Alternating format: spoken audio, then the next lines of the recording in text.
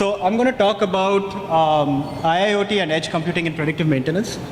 And fundamentally, I think too many buzzwords in one sentence, so we'll take it one by one. Let's talk about predictive maintenance as a use case, right? Very important use case.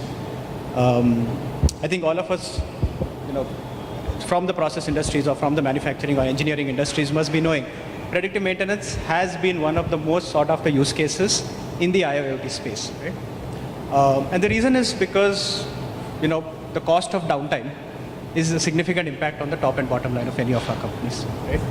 So predictive maintenance is very important, and I think what is important to understand, and what I thought, would be of value for me to spend time on today with you, is to understand the fundamentals and the basics of deploying and implementing predictive maintenance in our industries, and how to ensure we get a good, successful predictive maintenance solution which impacts business at the end of the day, right? It has to impact business metrics, it has to impact top line, bottom line.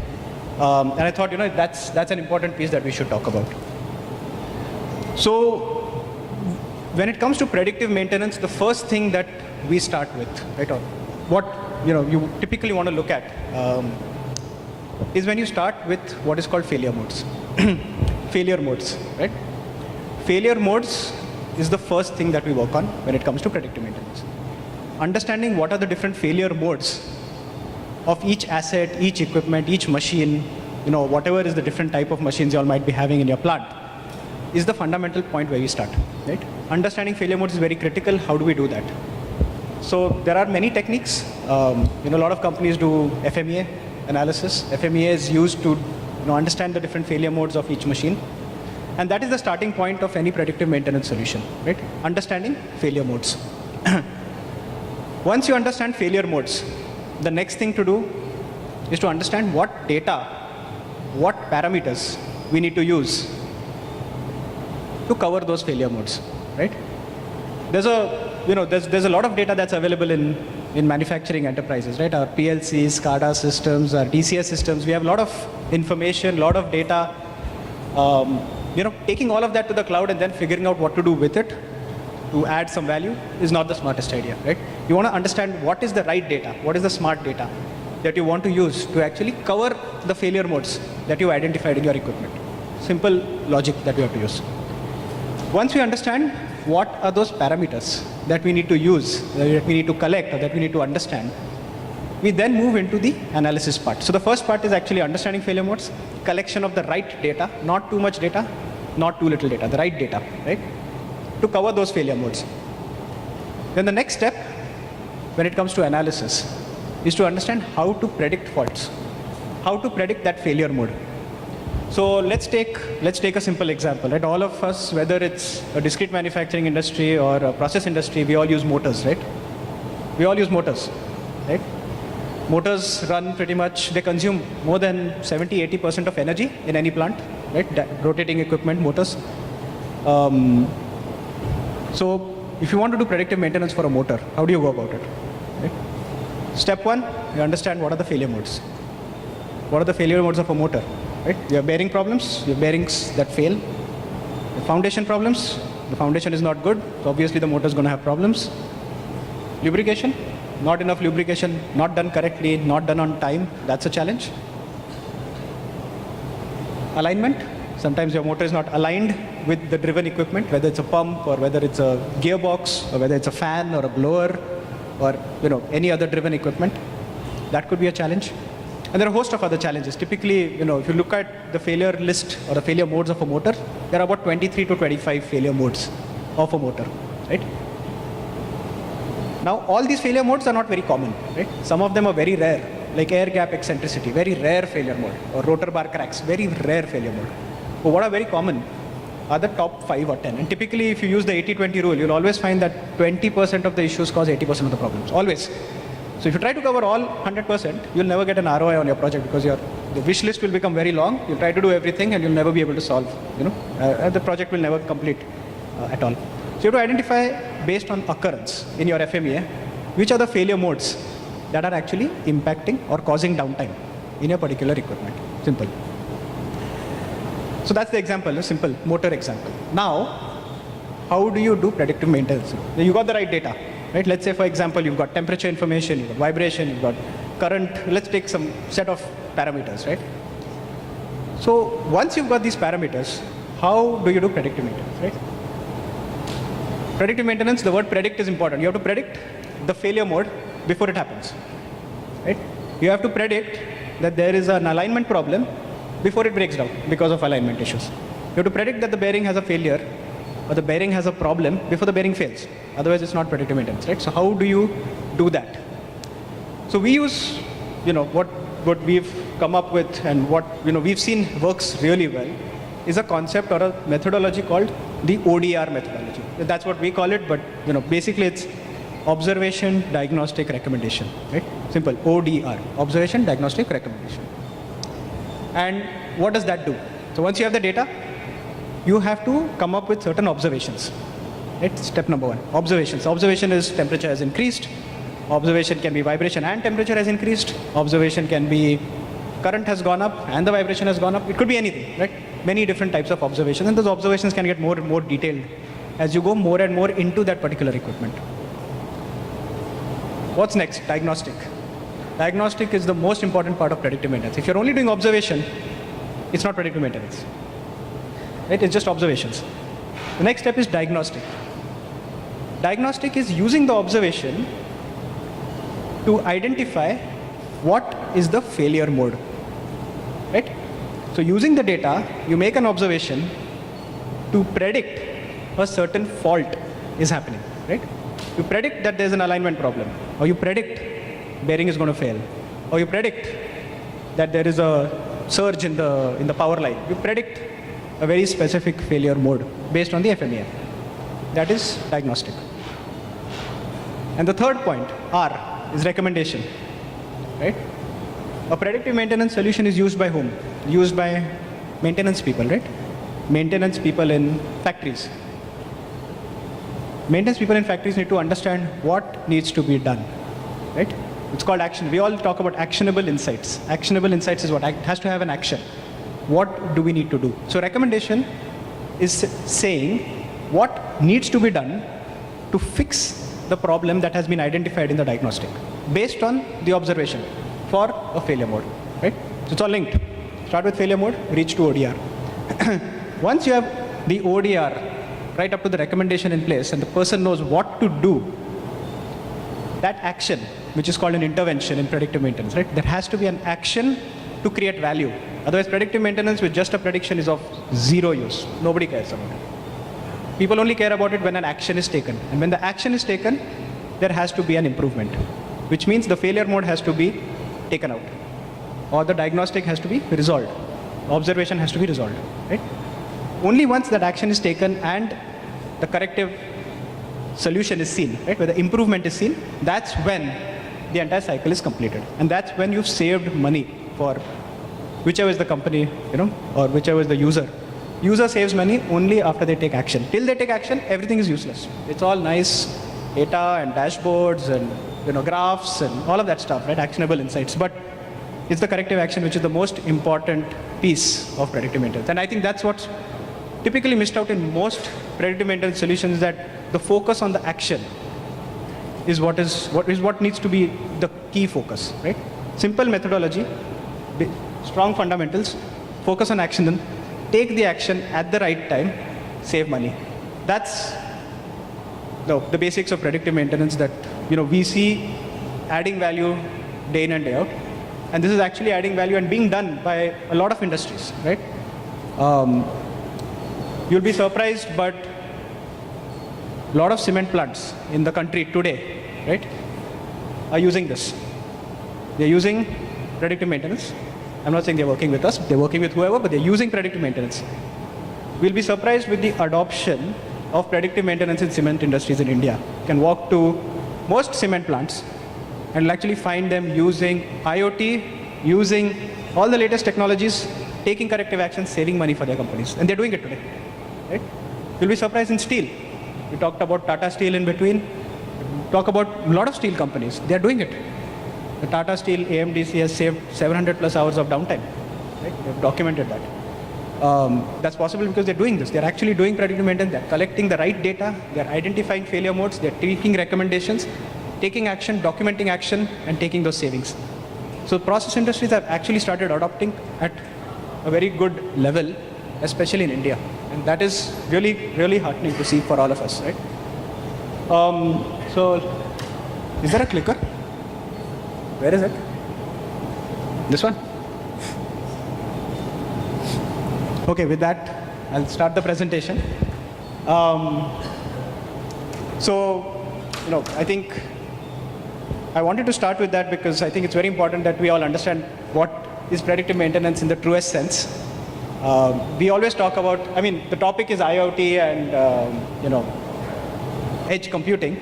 And those are buzzwords, I'll tell you. So IoT, AI, machine learning, these are all tools, right? They're tools. What were the older tools when we had no computer? Excel was a tool, right? We use Excel to improve productivity, to do stuff faster, use more information, right? What we would do with a handwritten system, we were doing on Excel. IoT, cloud, AI enable us to do the same thing at a much higher speed, at scale, and at much lower costs. But fundamentals don't change just by using IoT. So if the fundamentals of predictive maintenance are not used, you may use all the latest technologies, tools, IoT, everything, and still don't get any results, right? You have a big project, you deployed it on cloud, and there are no savings for the company. So that's why I thought that's important before we get into IoT and all of those aspects, right? So we'll talk about IoT and the key trends and facts around IoT adoption.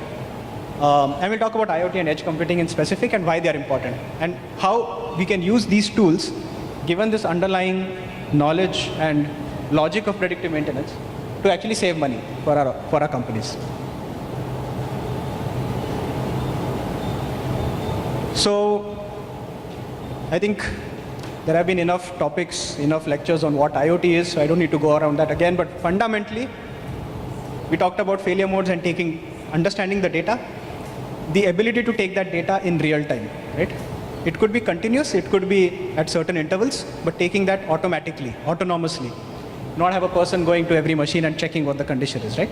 Having that data come automatically and having that run in real time without any human intervention is fundamentally where IoT comes into play. It automates that process, right? Internet of Things, it makes the machine give you the information, you don't have to go to the machine for the information. Simple. And what is edge computing?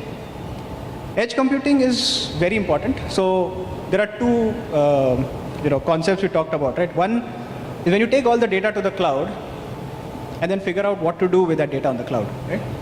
Even if you've selected the right data, taking all that data to the cloud and doing everything on the cloud can become expensive, right? It can become expensive. So edge computing is a tool which helps you do what you do on the cloud, but instead of doing it on the cloud, you do it closer to the source of data. So once you've chosen, let's say there's an asset, there's a motor, right? Instead of taking all the data from the motor to the cloud and then doing all your analysis on the cloud, can you do the analysis at the motor itself? And ideally, the best case of edge computing, if you do it on the sensor itself. Let's say there's an energy meter.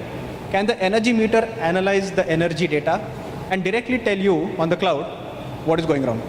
Can you do the ODR right at the edge? That would be the ideal condition you want to be in, where the motor itself or the gearbox or the heat exchanger or whatever the equipment, CNC machine, itself is telling you what is the problem. You don't have to take it all the way to the cloud to run complex algorithms and spend tons of money on cloud to actually come up with the same result. Edge computing is becoming bigger and bigger because as scalability takes place, adoption increases, you have more data, more machines, more connected equipment. If you want to keep costs under control, we have to use edge computing, right? There's no way to get away from this. So, predictive maintenance, we talked about it, avoids unplanned downtime, avoids disasters, big impact on health, safety from predictive maintenance, typically missed out in a lot of interactions. Usually predictive maintenance is always talked about saving downtime. Saving downtime is one aspect. The amount of accidents that you can avoid by using IoT and doing predictive maintenance is unprecedented. We've seen 70-80% drop in incidents just by adopting IoT and predictive maintenance. You keep your machines in good health, people will not get hurt by them. Very simple, and it's well proven across the place. And accelerates digitization and sustainable manufacturing and all those other KPIs that we talk about, right, broadly. So again, I think this is what we talked about, right? You have equipment. I just taken an example of a cement plant. Kiln, conveyor, silos, fans. You understand the failure modes, identify what data you want, take that data, bring it to cloud, use analytics to come up with ODR, observations, diagnostics, recommendations, deliver insights with high accuracy. So again, this is an important part, like how a lot of us do predictive maintenance projects, right? What is the metric to determine how good a predictive maintenance project is, right? So there are two metrics that we use, right? And we've tried a bunch of metrics. But FP and FN, false positive and false negative, are the two metrics, fundamental metrics for predictive maintenance. Any predictive solution or predictive maintenance solution, if you're not measuring FP and FN, you don't know whether you're successful or not. You might find a fault and you might save money on one occasion, but if you look at it on a period of time, over a larger scale, at a scalable level, right? You have to measure FP and FN. If you can't measure FP and FN, that predictive maintenance solution is, it's unmeasured. You don't know whether you're doing well or not. FP and FN is very critical. FP is what? False positive. You tell a customer, or you tell a user, or you tell the maintenance guy that there's a problem in the bearing, and he doesn't find a problem in the bearing. That's false positive. You're wasting time, right? False negative, you don't give an alarm, and the machine fails. Bearing fails, right? Whole thing breaks open. That's a false negative. You don't want that to happen, right? So minimizing FP and FN, it will never be zero, right? That's understood. But minimizing this is very critical. And this is a fundamental metric of predictive maintenance. You can't measure this as part of your predictive maintenance program or part of your project. You're not doing predictive maintenance. You're not measuring it. So this is very important. So being able to measure this is critical. And then this impact, right? So what is the opposite of FP and FN? It's true positive. True positive means you predict a fault, the fault's there. You say there's a balancing problem in the fan, there's a balancing problem in the fan. Right? You say there's a bearing problem, you go check, there's a bearing problem. That's true positive. So if there's a true positive results in what? Corrective action. Intervention. And corrective action results in savings. Directly linked to savings, right? If you take an action in advance because of a predictive maintenance solution, you save money for the company, you can document, identify what is that saving, directly linked to taking that action, right? This is the process of predictive maintenance. So any predictive maintenance project, right, should follow a similar kind of a framework or a process to achieve success. So it starts with collecting the right data, failure modes, ODR, right metrics, FP, FN, true positives, corrective action converted into downtime savings. We talked about edge computing briefly. I think, what are the advantages, or why do you use edge computing? Edge computing is extremely important. Number one, it's a cost saver, right? Any IoT project, the more you do at the edge, the less you're doing on the cloud. The less you're doing on the cloud, the lower the cloud cost. Very simple, right? So it's cost effective.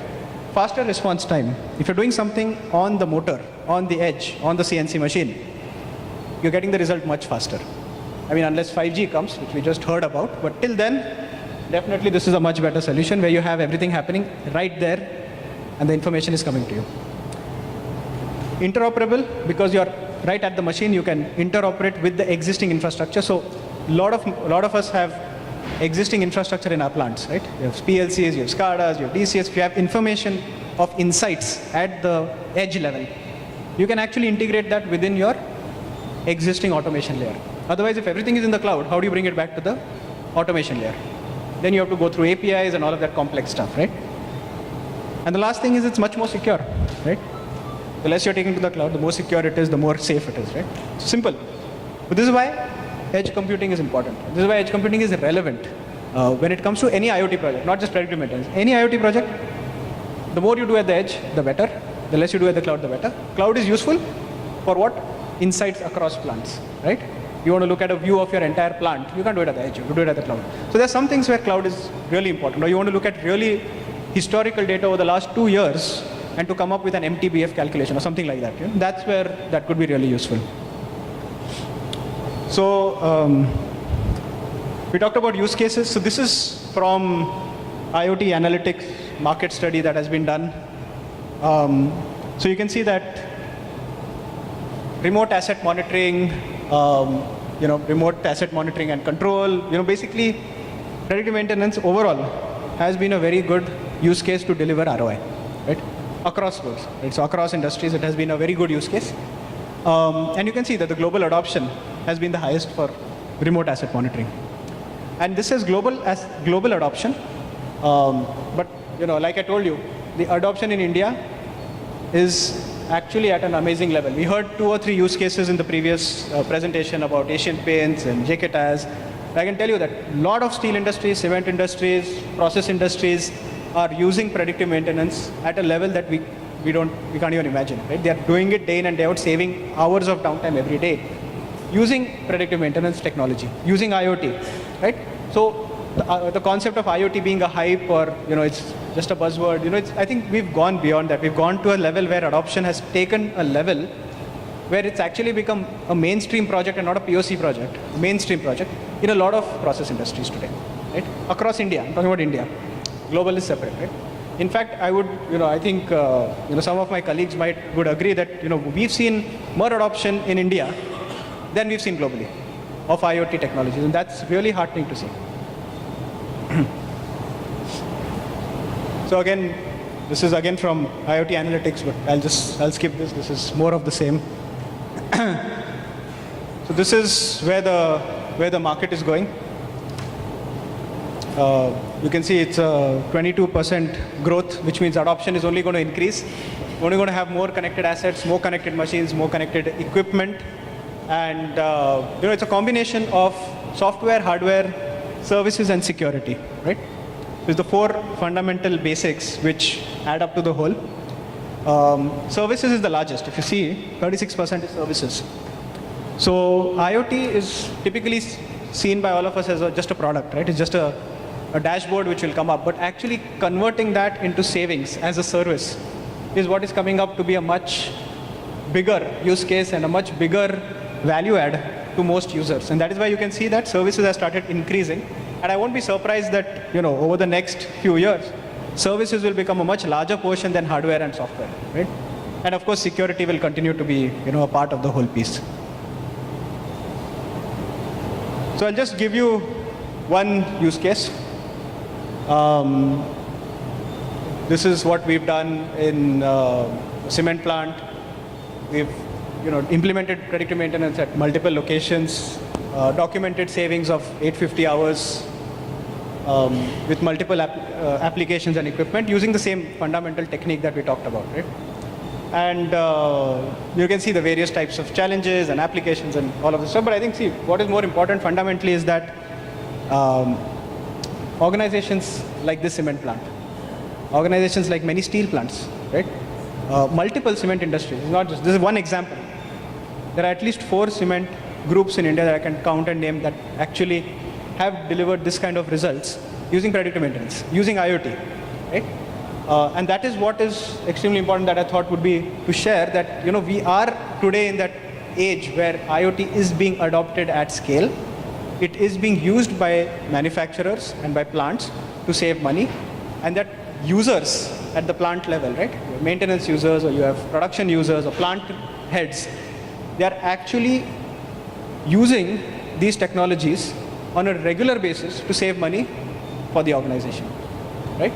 And that is something which is, you can say it's an upskilling or it's a, change management that has happened over the last several years. But, if you walk in today to any cement plant or steel plant or chemical industry or a fertilizer plant, and we talk about this, you'll notice that people they know about all of these solutions. They know how to use predictive. They know how to deploy these solutions, right? It's about ensuring that we use the right fundamentals and get the best results and the best value. So predictive maintenance or IoT or edge computing, all of these are kind of, topics that are known now in the industry. What is important and what I thought would be important that we talk about is how to ensure that the fundamentals are put in place to ensure we get the right outcome from this. One bad project can ruin the reputation of these buzzwords, right?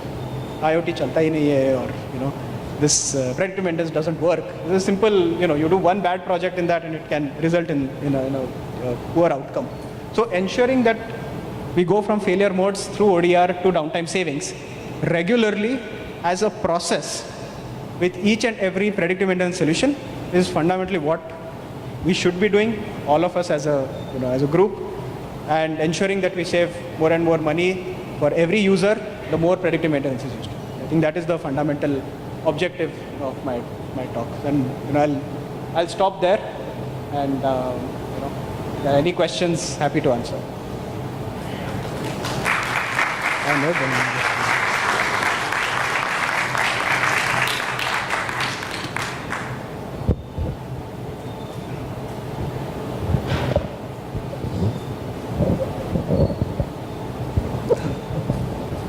Yeah, thank you, Raunak. Actually, for the benefit of audience, I like to tell you that I am the end users of this product. I am from Ultratech Cement Limited. Myself is Dhananjay Kulkarni from the Ratnagiri units. We have the 2 success stories of this product, and I proudly said that we work on that and we have get benefited for this product. Thank you, Vaibhav. My question is that, Vaibhav, that we are actually engaging the 2 technologies here. One is sensors, another is the networks. The combination of the both equipments depends on the performance of the final equipments and the final outcomes. Correct. My question is that if you have a good network and bad sensors, it doesn't work. If you have a bad sensors, good sensors and a bad network, it will not happen. Both should work in the like a good manner. Are you going for any research or any development to merging both the networks and the sensors together so that it get benefited to end users in a single way? Because now we have to communicate with the both persons. Either if there is not getting, I'm the output, so I will talk with you, I will talk with the network people that I'm not getting the network like that. So are you going for that one? That is my question. Thank you. Thank you so much. So yes, I think, see, network is a very important part of IoT, right? Without the I, it is only OT. So you have to have the internet. So today, most IoT projects, if you look at the process industry, right? Very remote areas. We work with mining areas, iron ore areas, cement areas, limestone belts. And to get good network and good strong network is always a challenge, right? And which is where, where we talked about how it's not only about a hardware or it's not only about software, it's about a service which encompasses hardware, software and security, which actually delivers the outcome. We look at it as a service, right? You have to deliver the whole solution as a service which achieves a certain outcome, right? And that outcome has to have a business impact. As part of that, you have the network as an important part of the stack. You'll be hearing from our friends from Teltonika Networks next as a presentation. So we work very closely with Teltonika Networks. They make industrial routers, industrial grade routers, which work 24/7 in industrial environments. And we've been partnering with them for more than a year to deliver, a strong network along with our products and services. In the future, we are also, coming up with solutions where we have eSIM. I think someone asked earlier about eSIMs as well. So eSIMs where, eSIMs are embedded SIMs where the sensors and the hardware itself automatically connects to cloud using eSIM. That's one area of innovation that we are working on as well. These are 2 things, right? Partner with someone who's an expert in the space of networks, and then innovate on the whole eSIM space, which is, the future. You talk about 5G, you talk about eSIM.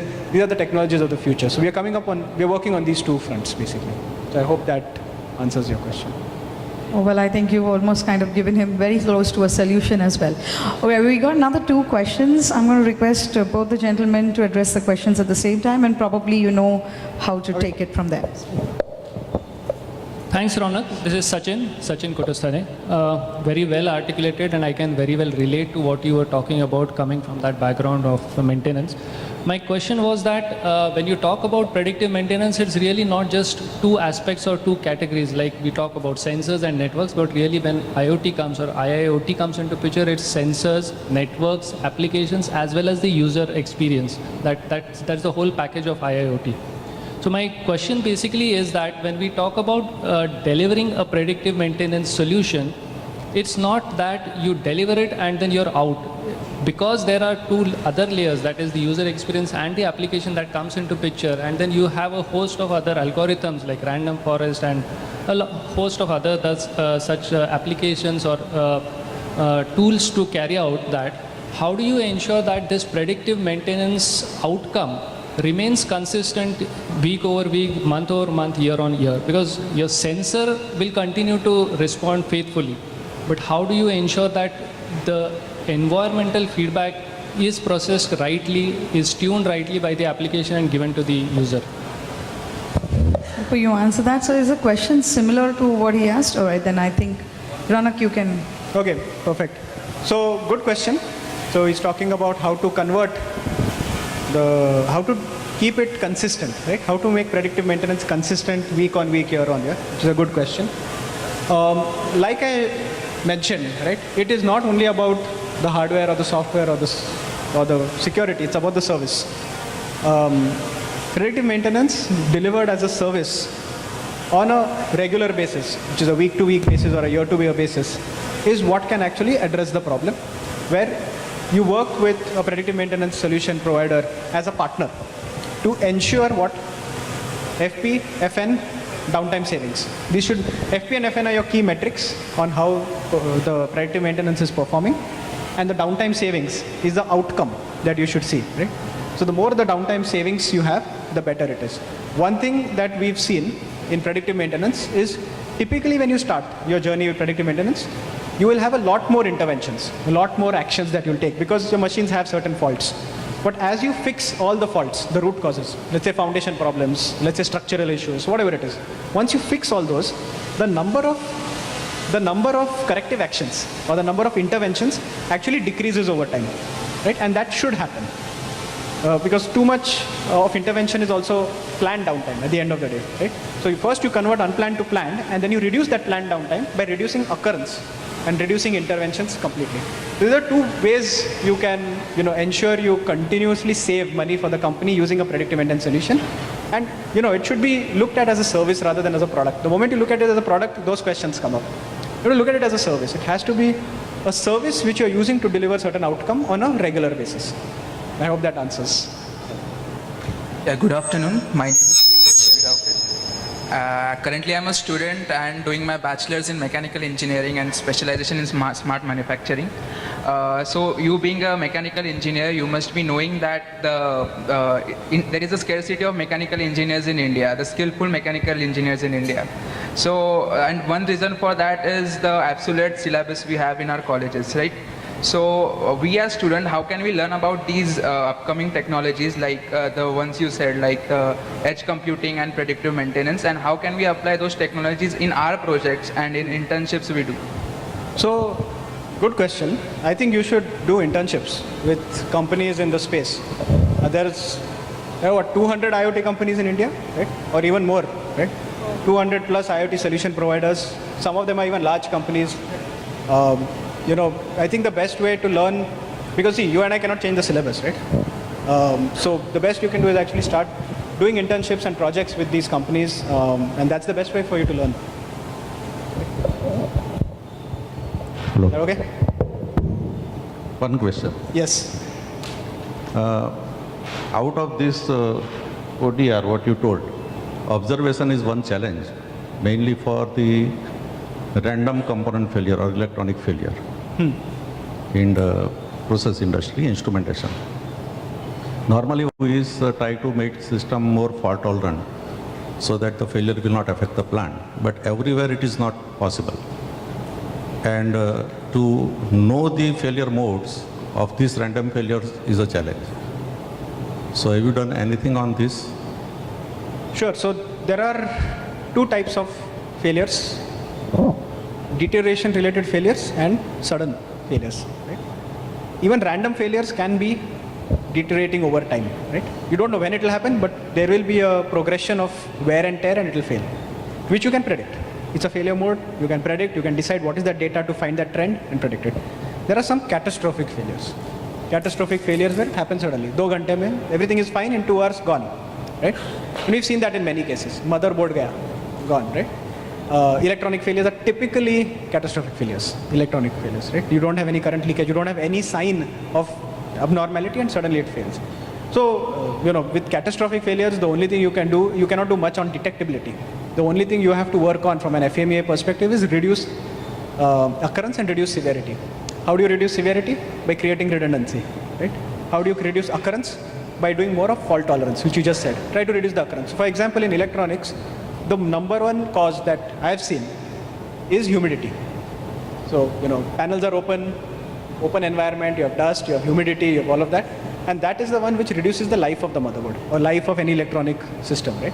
The moment you have good sealing around your panels for all your electronic assemblies, the chances and the occurrences of faults will reduce dramatically. So these are the only two ways, because in catastrophic failure there is no detectability. Nobody can do anything about that, right? So you have to work on reducing severity and reducing occurrence. These are the two ways.